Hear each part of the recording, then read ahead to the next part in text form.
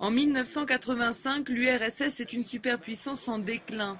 Le pays est épuisé, sclérosé. Mikhail Gorbatchev, le nouveau secrétaire général du Parti communiste à 56 ans, il représente la nouvelle génération qui veut moderniser le système.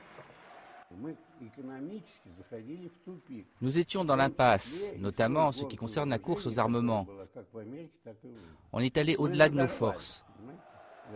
L'idée a commencé à germer qu'une reconstruction économique était nécessaire. Gorbatchev lance alors la perestroïka, une libéralisation de l'économie et de la politique dans le cadre du régime communiste. Il permet la critique du système. En Europe de l'Est, les pays satellites commencent à s'émanciper. En 1989, le mur de Berlin tombe et Moscou laisse faire.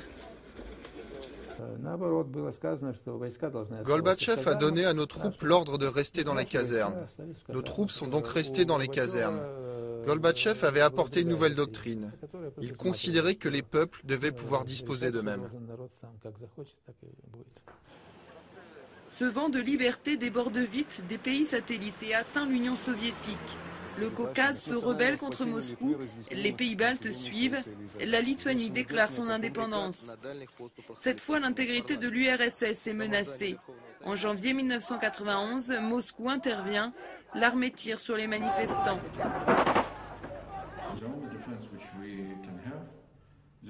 Notre seul moyen de défense, c'était nos citoyens.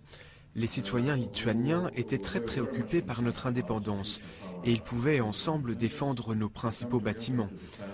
Des centaines de milliers de personnes se sont rassemblées autour de notre tour de télévision. Ils n'avaient pas peur. 14 d'entre eux sont morts.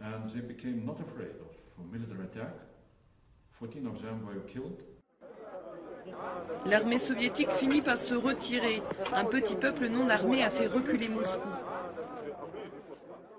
Au printemps 1991, les démocrates continuent de gagner du terrain. Les conservateurs tentent alors un putsch et les chars entrent dans Moscou.